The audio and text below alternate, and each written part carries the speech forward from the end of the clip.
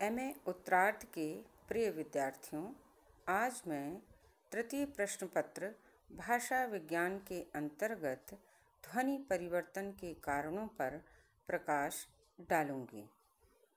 आज ध्वनि परिवर्तन के कारणों का पहला भाग हम अध्ययन करेंगे। जैसा कि आप जानते हैं, परिवर्तन सृष्टि का नियम है। संसार की प्रत्येक वस्तु में निरंतर परिवर्तन होता रहता है, हो रहा है और होता रहेगा। इसी कारण प्राचीन ऋषियों ने यत् किम जगत्याम जगत कहा है। संसार की प्रत्येक वस्तु संसरणशील है, परिवर्तनशील है। अन्य वस्तुओं की तरह भाषा की ध्वनियों में भी परिवर्तन होता रहता है। इन परिवर्तनों को ध्वनि परिवर्तन की दिशाओं का अध्ययन करते हुए भली भांति समझा जा सकता है। ये परिवर्तन वस्तुतः कार्य का परिणाम होते हैं, जिनके मूल में निश्चय ही कुछ कारणों को विद्यमान माना जा सकता है। इसी परिवर्तन एवं कारण के फलस्वरूप ही हम भाषा में देखते हैं कि एक शब्द के अनेक अपभ्रंश अर्थात रूप हो जाते हैं, जैसे मनुष्य, मानुष, मानस, मनुष्य, मिनख आदि। भाषा का अर्जन व्यक्ति अनुकरण द्वारा करता है, किंतु संसार में कोई भी दो व्यक्ति नितांत एक जैसे नहीं होते, न ही उनके संस्कार, शिक्षा, परिवेश, वातावरण आदि भी एक समान होते हैं। भिन्न भिन्न व्यक्तियों के श्रवण अवयव भी भिन्न भिन्न होते हैं। एक व्यक्ति का मानसिक स्तर तथा बौद्धिक स्तर दूसरे व्यक्ति से भिन्न होता है, क्योंकि कहा जाता है कि संसार में प्रत्येक व्यक्ति यूनिक है या अपने आप में अकेला है। ये जो संसार में तुलना करने की प्रवृत्ति है, ये नितांत असंगत जान पड़ती है। संक्षेप में, भाषा अनुकरण द्वारा सीखे जाने के कारण ये अनिवार्य एवं स्वाभाविक हो जाता है कि उसमें ध्वनि संबंधी अनेक परिवर्तन उपस्थित हो जाएं। इस प्रकार जब ध्वनियों में परिवर्तन निश्चित होते हैं, तो उन परिवर्तनों के कारण भी निश्चित ही होते हैं। किंतु ये कहा जा सकता है कि ध्वनि परिवर्तन संबंधी सभी कारणों का ज्ञान अभी तक नहीं हो सका है, तथा परिस्थितियों और व्यक्तियों के अनुसार ज्ञात कारणों की संख्या में भी परिवर्तन होता रहा है। अतः अभी तक ज्ञात ध्वनि परिवर्तन के मुख्य कारणों का वर्णन ही हम पर्याप्त होगा। भाषा का प्रमुख तत्व ध्वनि है। वक्ता जब इसका उच्चारण करता है और श्रोता इसे सुनता है, तो वक्ता की ध्वनि पर दो प्रकार का प्रभाव पड़ता है। पहला आभ्यंतर प्रभाव और दूसरा बाह्य प्रभाव। वक्ता और श्रोता से संबद्ध कारणों को आभ्यंतर कारण कहते हैं, जैसे प्रयत्न लाघव, मुख सुख, अज्ञान, क्षिप्र भाषण आदि। इसके अतिरिक्त अन्य कारणों को हम बाह्य कारण कहते हैं। ये कारण बाहर से ध्वनि को प्रभावित करते हैं या ये परिवेश जनित होते हैं। इन कारणों में सामाजिक, राजनीतिक, भौगोलिक आदि कारणों को गिना जाता है। इस प्रकार हम ध्वनि परिवर्तन के कारणों को दो भागों में विभक्त कर सकते हैं। आभ्यंतर कारण, आंतरिक कारण, जिनका संबंध वक्ता और श्रोता से होता है, जिसमें वक्ता का कथन और श्रोता के द्वारा ग्रहण किए जाने वाले विभिन्न अंग उपांग सम्मिलित होते हैं। बाह्य कारणों में परिवेश और वातावरण को हम सम्मिलित कर सकते हैं। आभ्यंतर कारणों को हम पुनः दो भागों में बांट सकते हैं, जिसमें पहला है प्रमुख कारण और दूसरा है गौण कारण। प्रमुख कारणों में, ध्वनि परिवर्तन के प्रमुख कारणों में हम निम्नलिखित कारणों को सम्मिलित करते हैं। पहला है वाक्य यंत्र की विभिन्नता। वाक्य जैसा कि भाषा का वाचन वाणी के द्वारा होता है, इसी को हम वाक्य यंत्र की विभिन्नता कह सकते हैं। जिस प्रकार संसार के हर मनुष्य की शारीरिक रचना अलग अलग होती है, उसी प्रकार उसका वाक्य यंत्र यानी कंठ से लेकर ओष्ठ तक जो ध्वनि उच्चारण के विभिन्न अंग ईश्वर ने हमें प्रदान किए हैं, वे एक दूसरे से भिन्न होते हैं। परिणाम स्वरूप वाक्य यंत्र से उच्चरित ध्वनियाँ भी प्रभावित होती हैं।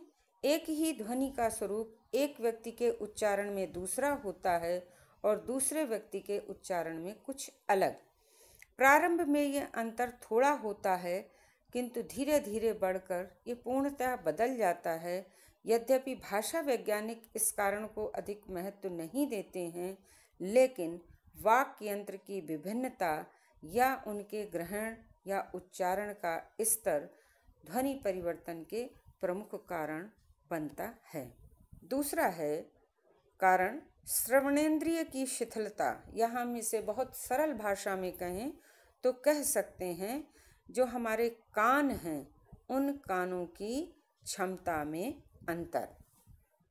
उच्चारण अवयवों की भांति ही व्यक्ति की जो श्रवणेंद्रिय में भी विभिन्नता या शिथिलता होती है। भाषा का अर्जन अनुकरण द्वारा होता है, लेकिन ये अनुकरण व्यक्ति सबसे पहले कानों द्वारा करता है। अनुकरण में श्रवणेंद्रिय की भूमिका भी महत्वपूर्ण होती है। यदि किसी ध्वनि को ठीक रूप से नहीं सुना जाता या श्रोता नहीं सुन पाता है, गलत रूप में सुनी ध्वनि धीरे धीरे सही रूप की ध्वनि का स्थान ग्रहण कर लेती है और इस प्रकार धीरे धीरे ध्वनियाँ परिवर्तित हो जाती हैं। भाषाविद इस ध्वनि परिवर्तन के कारण को भी बहुत अधिक महत्व नहीं देते हैं, लेकिन इतना निश्चित है कि यदि हमारे शारीरिक गठन में जिह्वा या कान में कोई दिक्कत, शिथिलता या कमी होती है तो उससे ध्वनि के उच्चारण में अंतर आता है या परिवर्तन होता है।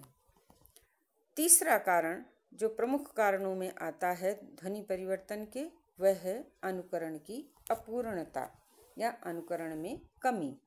वाक्य यंत्र की विभिन्नता तथा श्रवणेंद्रिय की शिथिलता, इन दोनों कारणों के बीच की कड़ी का जो काम करता है वह प्रवृत्ति है मनुष्य की अनुकरण। अरस्तु ने कहा है, अनुकरण मनुष्य का एक स्वाभाविक गुण है। किसी को बोलते हुए सुनकर ही हम उन ध्वनियों का अनुकरण करके भाषा का व्यवहार सीख पाते हैं। कभी कभी यह अनुकरण पूर्ण नहीं हो पाता। अनुकरणकर्ता या तो कुछ आगे बढ़ जाता है या फिर कुछ पीछे छोड़ देता है। परिणाम स्वरूप ध्वनियों के उच्चारण में विभिन्नता आती जाती है। यही भिन्नता धीरे धीरे ध्वनियों के परिवर्तन का कारण बनती है। उदाहरण के रूप में हम जैसे बच्चा जब छोटा होता है तो उसे रा का उच्चारण कठिन लगता है, अतः बच्चे राम को लाम बोलते हैं, रोटी को लोटी या नोती बोलते हैं। इसी प्रकार अशिक्षित व्यक्ति जिन शब्दों का ठीक ठीक ज्ञान नहीं कर पाते, उन्हें वह प्रायः अशुद्ध या अपूर्ण ढंग से बोलते हैं। जैसे कनेक्शन का कनेक्शन, रसोई का रोसाई, जॉइंट का जोंट, इंस्पेक्टर को शिफ्टर, कोर्ट इंस्पेक्टर कोर्ट साहब, एक्सप्रेस को एक्सप्रेस, ओवरसियर को ओसियर, एडवाइज़र को एड्वाइजर्स आदि आदि। अगले चरण में या कहें अगले प्रमुख कारणों में हम गिन सकते हैं अशिक्षा या अज्ञानता। अशिक्षा या अज्ञानता के कारण भी ध्वनियों में परिवर्तन हो जाता है। देसी या विदेशी जिन शब्दों का हमें ठीक ठीक ज्ञान नहीं होता, प्रायः उनका उच्चारण अशुद्ध होता है। परिणाम स्वरूप ध्वनियाँ परिवर्तित हो जाती हैं। इन परिवर्तनों में अनुकरण की अपूर्णता तथा अज्ञानता के साथ साथ मुख सुख भी कार्य करता है। जैसे लैंटर्न अंग्रेजी का शब्द है, उसे प्रायः बोलचाल में लालटेन बोल देते हैं। गार्ड अंग्रेजी शब्द है और उसे उच्चारण में गारद। मास्टर साहब का मास साहब। गोस्वामी गोसाई। एकदस का एकादश। इड़ा पिंगला जो नाड़ियाँ होती हैं, इड़ा का इंगला। रिपोर्ट का रपट। इसी प्रकार अंग्रेजी, अरबी, फारसी आदि के शब्दों में जो हमारी 5 आगत ध्वनियाँ हैं, उनके उच्चारण को हम हिंदी ध्वनियों की तरह ही उच्चरित कर देते हैं। जैसे बंदोपाध्याय को बनर्जी, मुखोपाध्याय मुखर्जी, गंगोपाध्याय गांगुली, ये शब्द इसी प्रकार से बने हैं। प्रमुख कारणों के अंतर्गत अब अगला कारण जो मैं स्पष्ट करने जा रही हूँ वह है प्रयत्न लाघव या मुख सुख।